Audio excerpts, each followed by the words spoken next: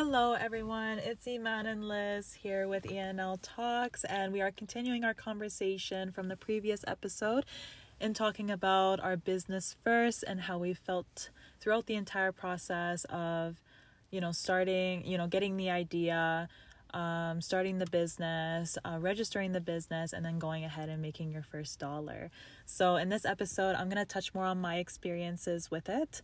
And I'm going to start actually with the marketing company. So when I first started the marketing company, this kind of stemmed off from my first experiences with dropshipping, because I took a very strong liking to web design.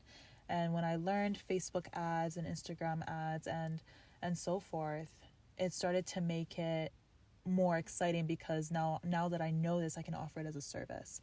So when I first started, I was just building a couple websites here and there, trying different softwares. I was using Wix, I was using Shopify. Those were the two biggest ones. Eventually, I moved into WordPress, and then most recently, I've taken a really strong liking to Showit. So when I first started the business, it was something that, I thought, this is a skill that I have, and I wanted to monetize it. I wanted to scale it to the point where, now I can create things for other people that they can use to also help their businesses. So I took a lot of positivity from that I was doing something to make other people happy, So I did their website, and they were so ecstatic about it that was kind of my moment where I started to realize that this could work, and I, like, me as a creator, I tend to kind of look back on my designs a lot. Like, sometimes, like, the amount of times I create a first draft and then I go ahead and redo it is ridiculous. But at the end of the day, I still finish the project. Yeah.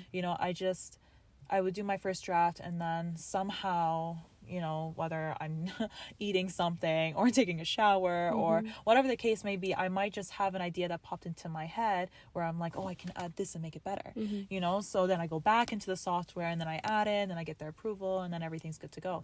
So when I first got that initial feedback, I was ecstatic. Yeah. I was so happy. I was like, okay, I can do this, It kind of took away any self-doubt I had before, because I was really worried that my knowledge wasn't advanced enough to do this. A lot of people who start marketing agencies or whatnot, they usually have been in school for it for years, and they worked at a marketing company, like, they have their experience to back them up. However, because of my previous experience in trying all this different stuff and learning all the softwares, through all these external courses, and also trying it myself. And it was a lot of trial and error at the beginning before I did this. But when I finally came out with the first website, and it had such, a heartwarming reaction to it, that's when I decided, okay, you know what, I'm gonna really make this happen. So for a little while, I was kind of freelancing a little bit. And then until I actually started working on a marketing agency, that was when, I increased my skill level quite a bit. Yeah. And I mean, you got to experience or see a lot of what, I guess, other marketing agencies do, so you could learn from there, right? Exactly. Yeah. And we started working together, in fact, to basically double the lead generation. And once my skill level got to a certain point, I started to gain more confidence that I can do this alone. So that's pretty much when, I decided to incorporate. And I incorporated a few months before, I left, but that's when I decided to incorporate and then operate as, an actual business. Yeah. Would you say, sorry to interrupt, do you okay. think that kind of initially collaborating with this other agency that you were working with or at originally, right? Did you feel like that actually helped you kind of move forward? Do you think if you Absolutely. never did that, maybe it would be harder for you to start? I think so. I think that the opportunity that I had at that agency to scale and to grow and to learn things that I didn't know previously was definitely a step up. And I do know for a fact that if I did not go through that, there's absolutely no way that I'd be at the stage where I am right now, where I can confidently bring somebody else's vision to life. on their website and then use the different techniques that I know to make that website perform for them in a way that makes their business money or brings in more leads for them, whatever the case, you know? So okay, well, speaking on that, how did it feel originally when you made your first, I guess, independent dollar when you actually finally secured that client and it was your own client? So when I earned my first dollar from it, I was like I don't really know how to explain it. It was almost as if like, okay, now it's actually real. Yeah. You know, like now it's a business. Yeah. You know, now I'm making money through it. You know, because the thing is, you can't really call something a business just because it's registered as a business. You know what I mean? You can't really say that you hold a business until you at least start making money through it. You know, and even if it's, you know, I know some people who don't even call it a business unless it's been making money for years, you know, Right. and that's like their own definition of a business. But for me anyway, as someone who's young and has been trying all these different ways for the past few years, you know, to me, a business is when you start making money nonetheless, regardless of the amount. You had your concept. Now you have your proof of concept. The second that money starts coming in, because now it starts working. You had that goal of making money off of this service. Now it's coming in. What's the amount? It could be different. You know what I mean? And it could be, you know, you could be happy with the amount. You could want more of it, whatever the case may be. But the point is that you've now reached that goal to some extent. Yeah. Now you just gotta scale it. Exactly. Yeah. I read your mind. I do have a question. Go ahead. Do you feel like with your marketing agency, did you originally have that be the plan? Did you originally think, you know what, it has to be a marketing agency? Or were you thinking something else? Were you like, maybe I'll do the like graphic design, maybe I'll do web design? Like, did the idea kind of evolve, or was it what you originally planned it to be? So it originally started as just web designing because that was something that I was already very interested in. I already done it a few times, you know what I mean? So because I've already done it so many times with, you know, my own trial and errors, I was a lot more familiar with it and a little bit more confident with it, so to speak, than working with ads. Right. Because the whole idea behind Facebook, Instagram, TikTok, like any platform, the second you bring ads into the equation, it's a whole different strategy. Depending on the business, you have a different strategy. And then you have all of these different groups that you're testing within these ads to see what works and what doesn't. So ad testing is something that's learned over time. It's really hard to get it right the first time. But with experience, you start to have an idea of what works and what doesn't, depending on the industries that you've worked with. So that came later.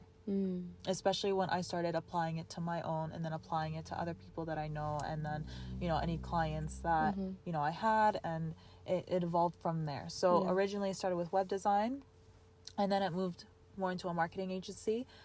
And to this day, it's still a marketing agency.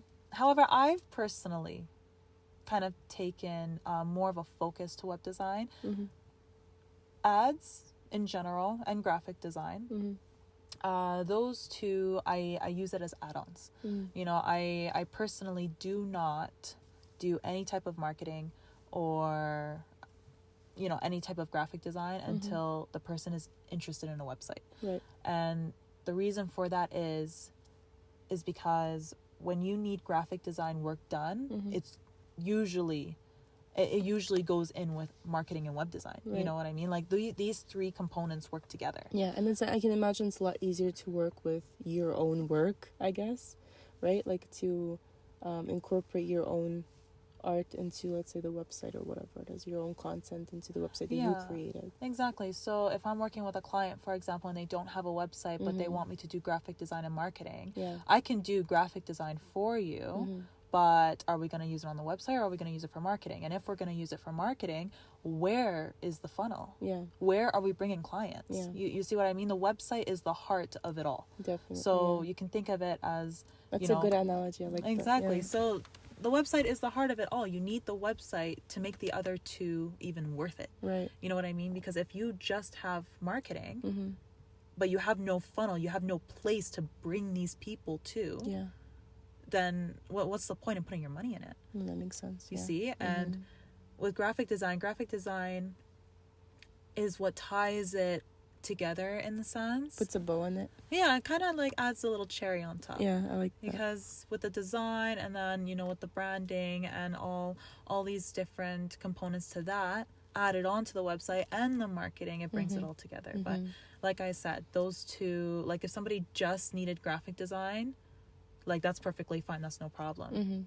You know, but when it comes to website and marketing, I refuse to do marketing unless the person either gets a website or they already have a website, right? Because no, of course, absolutely, otherwise, definitely. And again, it's not worth their money, and it's not exactly worth it's not worth the time, to be honest with you. It's not going to perform in the way that they want it to, and it's just a headache that I want to save for both myself and the client. No, absolutely, I agree with that. But yeah, that was actually very interesting. Your story was actually quite entertaining. It's actually very, very immersive, because I mean, you kind of touched on everything